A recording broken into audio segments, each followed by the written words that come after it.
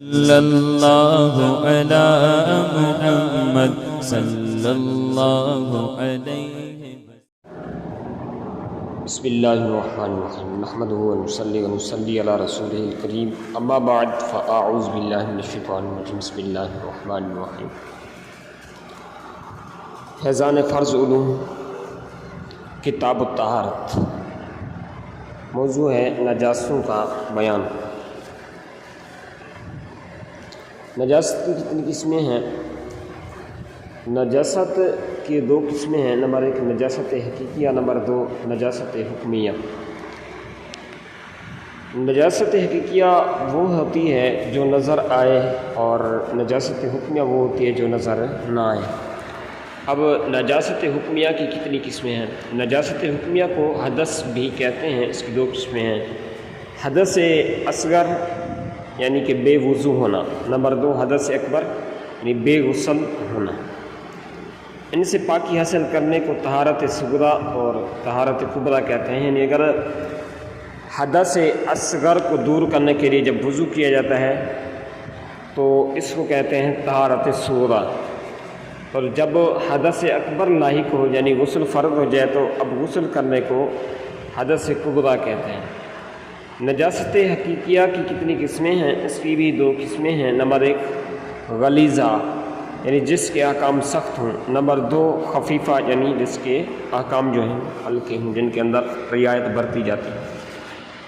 جس کا حکم سخت ہے اس کو غلیظہ کہتے ہیں، جس کا حکم ہلکا ہے اس کو خفیفہ کہتے ہیں۔ نجاست غلیظہ اگر کپڑے یا بدن پر لگ جائے تو اس کا حکم کیا ہے؟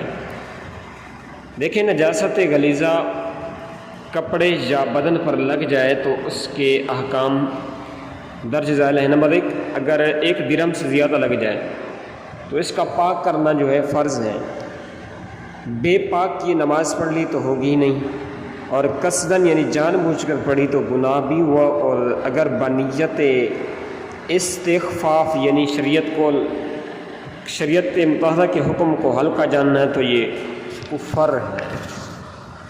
نمبر دو، اور اگر درہم کے برابر ہے تو پاک کرنا واجب ہے کہ بے پاک کی نماز پڑھی تو مکروہ تحریمی ہوئی، یعنی ایسی نماز کا اعادہ کر لینا، دوبارہ پڑھ لینا جو واجب ہے، اور قصداً یعنی جان بوجھ کر پڑھی تو اب گناہ گار بھی ہوا۔ نمبر تین، اور اگر درہم سے کم ہے تو پاک کرنا سنت مبارکہ ہے کہ بے پاک کی نماز تو ہو گئی مگر خلاف سنت ہوئی اور اس کا اعادہ بہتر ہے۔ ایک درہم سے کیا مراد ہے اس کی بھی وضاحت ہونی چاہیے۔ اس کی دو صورتیں دیکھیں کہ نمبر ایک، اگر نجاست گاڑھی ہے یا پتلی ہے۔ اگر نجاست گاڑھی جیسے پخانہ ہے، لید ہے، گوبر، تو درہم سے مراد اس کا وزن ہے، اور درہم کا وزن شریعت میں اس جگہ 4.5 ماشے ہے۔ نمبر دو، اگر نجاست پتلی ہے یعنی مائع حالت میں ہے، جیسے آدمی کا پیشاب، پیشی جس کو کہتے ہیں، اور شراب، تو درہم سے مراد جو ہے اس کی لمبائی چوڑائی ہے، اور شریعت نے اس کی مقدار ہتھیلی کی گہرائی کے برابر بتائی، یعنی ہتھیلی خوب پھیلا کر ہموار رکھیں اور اس پر آہستہ سے اتنا پانی ڈالیں کہ اس سے زیادہ پانی نہ رک سکے۔ اب پانی کا جتنا پھیلاؤ ہے نا اتنا بڑا درہم سمجھا جاوے گا۔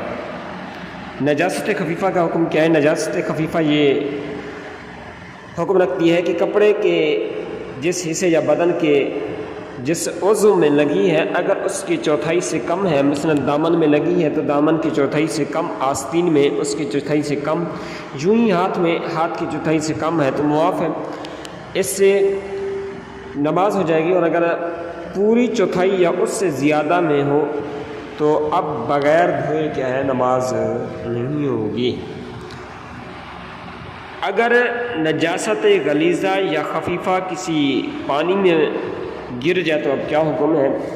دیکھیں، نجاست اگر پتلی چیز جیسے پانی یا سرکہ میں گرے تو چاہے غلیظہ ہو یا خفیفہ کل کا کل ناپاک ہو جائے گا، اگرچہ ایک قطرہ گرے، جب تک وہ پتلی چیز حد کثرت پر نہ ہو یعنی دہ دردہ نہ ہو۔ دہ دردہ کسے کہتے ہیں؟ یعنی 10 ہاتھ لمبا اور 10 ہاتھ چوڑا اور 10 ہاتھ گہرا، ٹھیک ہو گیا۔ اور اسی طرح یعنی کہ 100 ہاتھ کا ہونا چاہیے. کنواں مراد لے لیں یا کوئی ایسا بڑا برتن مراد لے لیں، ٹنکی وغیرہ. تو یہ ہے. نجاست غلیظہ کون سی ہیں؟ نجاست غلیظہ درج ذیل چیزیں ہیں. انسان کے بدن سے جو ایسی چیز نکلے کہ اسے غسل یا وضو واجب ہو، نجاست غلیظہ ہے.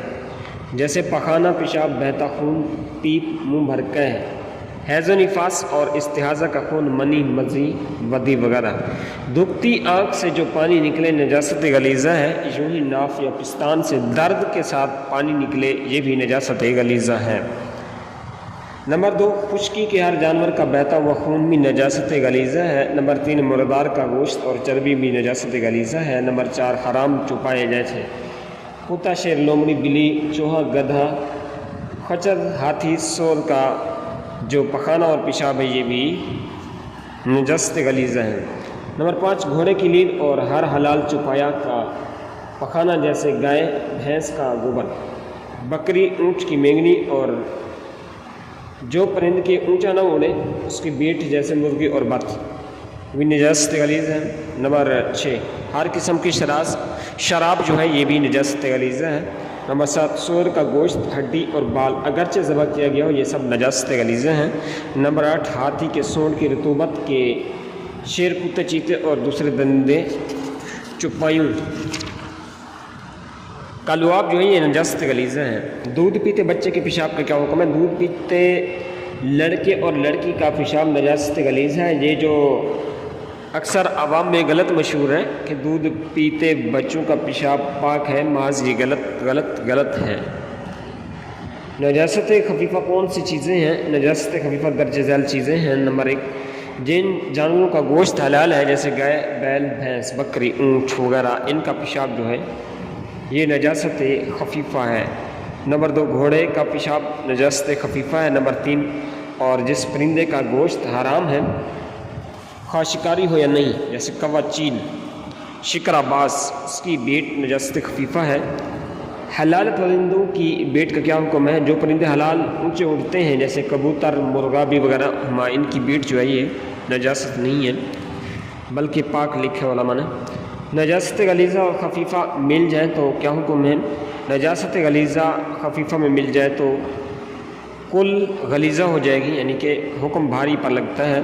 اگر مختلف جگہوں پر نجاست غلیظہ یا خفیفہ لگی تو کیا کریں؟ کسی کپڑے یا بدن پر چند جگہ نجاست غلیظہ لگی اور کسی جگہ درہم کے برابر نہیں مگر مجموعہ درہم کے برابر ہے تو درہم کے برابر سمجھی جائے گی، اور زائد ہے تو زائد. اور نجاست خفیفہ میں بھی مجموعی ہی مقدار کا حکم دیا جائے گا جو کہ ہم پیچھے بیان کر آئے ہیں. مچھلی اور پانی کے دیگر جانوروں کا خون پاک ہے یا نہ پاک؟ نیز کھٹمل اور مچھر کے خون کا کیا حکم ہے؟ مچھلی اور پانی کے دیگر جانوروں کا خون پاک ہے، اسی طرح کھٹمل اور مچھر کا خون بھی ناپاک اور نجس نہیں ہے بلکہ پاک ہے. پیشاب کی باریک چھینٹیں سوئی کی نوک کے برابر اگر کپڑے یا بدن پر پڑ جائیں، لگ جائیں تو کیا حکم ہے؟ اگر یہ کپڑا پانی میں پڑ گیا تو کیا حکم ہے؟ پیشاب کی نہایت باریک چھینٹیں سوئی کی نوک برابر کسی بدن یا کپڑے پر پڑ جائیں تو کپڑا اور بدن پاک رہے گا، اور جس کپڑے پر پیشاب کی ایسی ہی باریک چھینٹیں پڑ گئیں اگر وہ کپڑا پانی میں پڑ گیا تو پانی بھی ناپاک نہیں ہوئے گا. کہ لا یکلف اللہ نفسا الا وسعها، کہ اللہ پاک جو ہے آدمی کو تکلیف میں نہیں ڈالتا، اور شریعت مطالعہ کے اندر اس بات کو روا رکھا گیا ہے، فقہ کے اندر بھی. تو خیر، جیب میں پیشاب یا خون کی شیشی ہے اس حال میں نماز پڑھی تو کیا حکم ہے؟ اور اگر جیب میں ایسا انڈا ہے جس کی ضرورت خون ہو چکی تو کیا حکم ہے؟ جیب میں پیشاب یا خون کی شیشی ہے ایسے حال میں نماز پڑھی تو نماز نہیں ہوگی، اور جیب میں انڈا ہے اور اس کی ضرورت خون ہو چکی ہے تو نماز ہو جاوے گی. ناپاک چیز کا دھواں کپڑے یا بدن کو لگے تو کیا حکم ہے؟ ناپاک چیز کا دھواں کپڑے یا بدن کو لگے تو ناپاک نہیں ہے. یوں ہی ناپاک چیز کے جلانے سے جو بخارات اٹھے ان سے بھی نجس نہیں ہوگا اگرچہ ان سے پورا کپڑا بھیگ جائے. ہاں، اگر نجاست کا اثر رنگ، بو، ذائقہ اس میں ظاہر ہو تو اب یہ کہ نجس مانا جائے گا. اپلا یعنی سوکھا گوبر، اس کا دھواں روٹی میں لگا تو روٹی ناپاک نہیں ہوئی. ہاں، اس سے عوام الناس جو ہے گھن کھاتی ہے. پخانہ سے مکھیاں اڑ کر کپڑے پر بیٹھیں تو کیا حکم ہے؟ پخانہ پر سے مکھیاں اڑ کر کپڑے پر بیٹھیں، کپڑا نجس نہیں ہوگا۔ رستے کا کیچڑ جو ہے پاک ہے یا ناپاک؟ راستہ کی کیچڑ پاک ہے جب تک اس کا نجس ہونا معلوم نہ ہو، یعنی ظاہری طور پر کوئی نشانی نہ پائی جائے تو اب اس پر ناپاکی کا حکم نہیں لگا جائے گا۔ تو اگر پاؤں یا کپڑے میں لگی اور بے دھوئے نماز پڑھ لی ہو گئی مگر دھو لینا بہتر ہے۔ اس طرح سڑک پر پانی چھڑکا جا رہا تھا اور زمین سے چھینٹیں اڑ کر کپڑے پر پڑ گئیں تو کپڑا نجس نہیں ہوئے گا، مگر پھر بھی دھو لینا بہتر ہے۔ آدمی کی تھوڑی سی کھال یا ناخن جسم سے جدا ہو کر پانی میں پڑ جائے تو کیا حکم ہے؟ آدمی کی کھال اگرچہ ناخن برابر ہو، تھوڑے پانی یعنی دہ رضا سے کم میں پڑ جائے وہ پانی ناپاک ہو گیا، اور ناخن گر جائے تو ناپاک نہیں۔ کتا بدن یا کپڑے کو چھو جائے تو کیا حکم؟ کتا بدن یا کپڑے سے چھو جائے تو اگرچہ اس کا جسم تر ہو، بدن اور کپڑا پاک ہے۔ ہاں اگر اس کے بدن پر نجاست لگی ہو تو اور بات ہے، یا اس کا لعاب لگے تو ناپاک کر دے گا۔ کتے کا لعاب ناپاک ہے۔ کسی مسلمان کے کپڑے میں نجاست لگی دیکھی تو کیا اسے بتانا ضروری ہے بھائی؟ کسی دوسرے مسلمان کے کپڑے میں نجاست لگی دیکھی اور غالب گمان ہے کہ اس کو خبر کرے گا تو پاک کر لے گا تو خبر دینا واجب ہے۔ یہ امر بالمعروف کے فریضہ کے تحت ہے اور مسلمانوں کے ساتھ خیر خواہی کا معاملہ کرنا چاہیے۔ کفار اور فساق کے استعمال کپڑوں میں کیا حکم ہے؟ فاسقوں کے استعمال کپڑے جس کا نجس ہونا معلوم نہ ہو پاک سمجھے جائیں گے۔ جیسے آج کل لنڈے میں کپڑے آتے ہیں تو آدمی اس کو لے کر اگر بغیر دھوئے پہن لیتا ہے اور نماز پڑھ لیتا ہے تو ہو جائے گی۔ ہاں یہ ہے کہ اس کے اندر دھو لینا بہتر ہے، مگر بے نمازی کے پاجامے وغیرہ میں احتیاط یہی ہے کہ رومال بھی پاک کر لی جائے، کہ اکثر بے نمازی پیشاب کر کے ویسے ہی پاجامہ باندھ لیتے ہیں۔ کفار کے ان کپڑوں کے پاک کرنے میں تو بہت ہی خیال زیادہ ہونا چاہیے۔ اللہ پاک عمل کی توفیق عطا فرمائے۔ صلی اللہ علی محمد صلی اللہ علیہ وسلم۔